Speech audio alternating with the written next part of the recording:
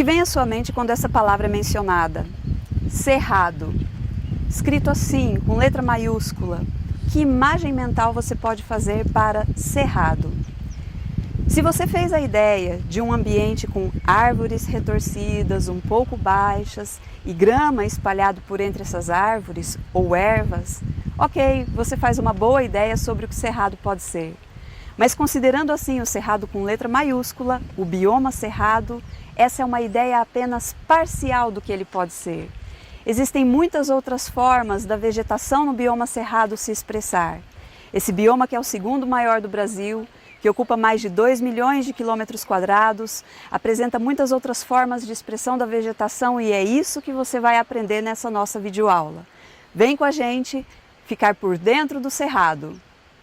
Para entender bem esta videoaula, você precisa considerar que no bioma cerrado existem diferentes formações vegetais. Estas formações compreendem florestas, savanas e campos. Em cada uma delas, a vegetação se expressa de maneira diferente, dependendo da própria vegetação e também de características ambientais físicas, como solo e água. Considerando todos esses fatores, temos o conceito de fitofisionomia. Fitofisionomia significa o aspecto ou aparência da vegetação de um lugar. Esta videoaula está baseada na obra de Ribeiro e Walter, de 2008. Eles produziram um capítulo sobre fitofisionomias do bioma cerrado publicado em um livro, Cerrado, Ecologia e Flora, leitura obrigatória para todos que querem entender o cerrado ou tomar alguma decisão importante sobre este bioma. De acordo com Ribeiro e Walter, existem 11 fitofisionomias divididas em 25 subtipos. Neste vídeo, você acompanha nossas visitas em algumas fitofisionomias e seus subtipos, situadas no Parque Nacional da Chapada dos Guimarães e seus arredores. A área do bioma cerrado corresponde aproximadamente à soma da superfície de países como França, Alemanha, Espanha, Reino Unido, Itália e Portugal. Nessa imensidão continental que é o cerrado, nós podemos encontrar diferentes formas de expressão da vegetação, que vai de campos a florestas. Indo de campos a florestas, passa também pelas savanas, que são os tipos de vegetação que apresentam matriz graminosa, matriz com vegetação herbácea e árvores e arbustos espaçados entre essa matriz. Observe essa paisagem. A gente tem aqui um cerrado típico. A maior parte do solo é coberta por vegetação herbácea. Essa vegetação herbácea que compõe a maioria da cobertura do solo é o que chamamos de matriz herbácea, no meio da qual a gente pode encontrar arbustos e árvores. A savana no mundo ela é caracterizada pela presença de uma matriz herbácea e de árvores e arbustos espaçados entre ela. Isso é que é uma vegetação savânica e que aqui no nosso bioma cerrado é chamada de cerrado sentido restrito. Aqui, de acordo com a densidade de árvores e arbustos que nós encontramos, nós temos o cerrado sentido restrito variando de ralo, quando tem poucas árvores e arbustos, a denso, quando tem uma grande concentração de árvores e arbustos nesta matriz herbácea.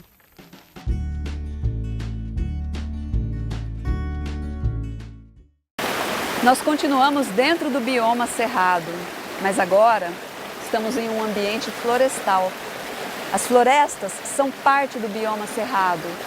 Em geral, elas aparecem associadas aos cursos d'água, mas também existem florestas no cerrado não associadas aos cursos d'água, são as matas de interflúvio.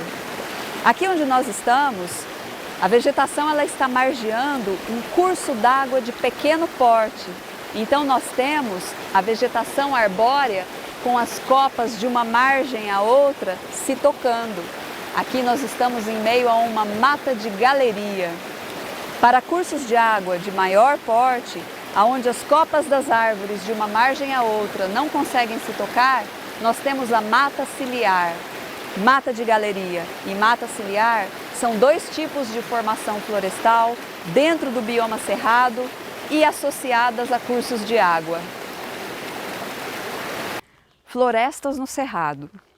Nós acabamos de visitar uma floresta no cerrado associada a um curso de água de pequeno porte. Nós estávamos em uma mata de galeria.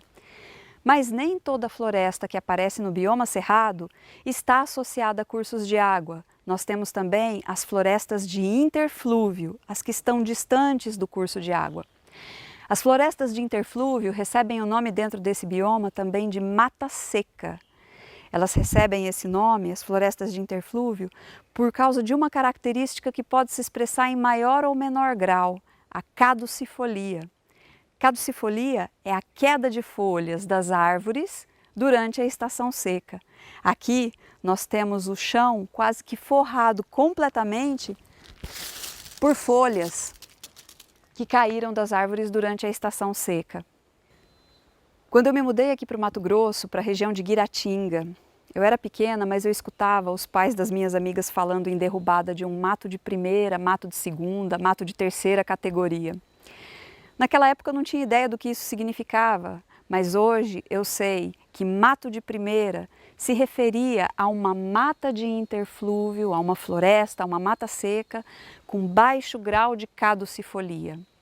A gente sabe que essas matas elas ocorrem em manchas de solo mais férteis, solos ideais para a agricultura, e essas matas elas foram escolhidas como preferenciais para derrubada e ceder espaço para a agricultura. Hoje em dia é muito difícil encontrar essa expressão de vegetação no cerrado, uma mata seca com baixo grau de caducifolia nas regiões de interflúvio. Isso devido à intensa ocupação do cerrado para a agricultura.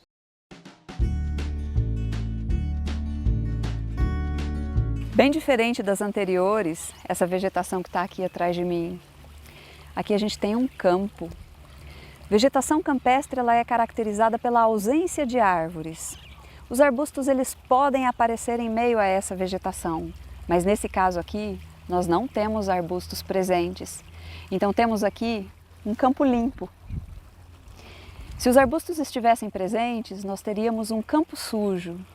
E todos esses tipos de vegetação campestre, eles podem ter afloramentos de água, seriam então chamados de campos úmidos, ou então não ter afloramento de água, são os campos secos.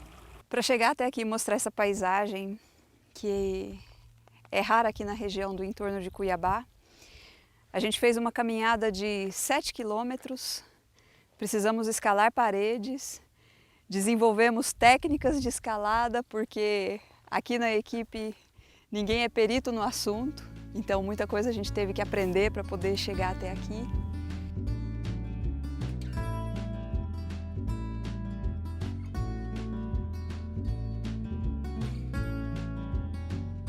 Até parece um campo de futebol, mas é feito pela natureza.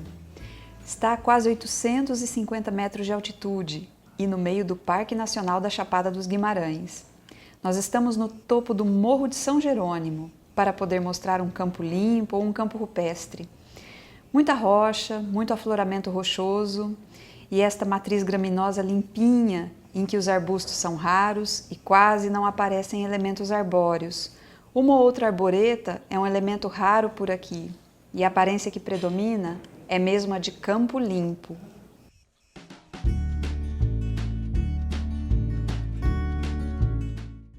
A vereda talvez seja a fitofisionomia mais emblemática do bioma cerrado. Aqui é muito aparente a associação do provimento de água com esta fitofisionomia. Uma vereda é dividida em 3 setores. O fundo, que é composto desse adensamento de vegetação arbustiva, algumas arbóreas e a presença marcante de uma palmeira, Maurícia flexuosa, o buriti. O buriti é muito icônico para as paisagens de vereda. O segundo setor é o meio, esse local onde nós estamos. O meio é em geral constituído de um campo úmido. O piso onde nós estamos aqui é um piso brejoso, afloramento de água, o nível de lençol freático é próximo ao do solo e a gramínea que cresce aqui é adaptada a essa condição. O terceiro setor, a borda, é uma terceira faixa de gramíneas com presença eventual de árvores ou arvoretas e constituídas por gramíneas que toleram uma condição um pouco mais seca do que o setor do meio. Os 3 setores compõem a vereda e a vereda em seu conjunto é que pertence à classificação de savanas dentro da estrutura de vegetação que a gente está estudando. Além de sua importante função hidrológica no sistema do cerrado como um todo, a vereda também é um importante refúgio para a fauna, para animais vindos de outras fitofisionomias. Aqui, muitas espécies animais encontram refúgio para reprodução e também alimento. As veredas podem ser entendidas como um berçário para a fauna do cerrado. Nos últimos 40 anos, o bioma cerrado perdeu mais da metade de sua área natural, cedendo espaço à ocupação humana, com suas cidades, estradas e campos de cultivo. As consequências dessa perda de área natural para a biodiversidade são dramáticas e isso nos inclui e nos afeta diretamente. Hoje já se tem registros de rios que não têm mais o seu fluxo de água contínuo ao longo das estações, secando durante uma parte do ano. Cuidar do cerrado é cuidar da água para o futuro, e isso inclui a proteção de todas as suas fitofisionomias, desde a mais emblemática nesse sentido, a vereda, até aquelas que são mais raras de serem encontradas hoje em dia, como as matas secas e os cerradões.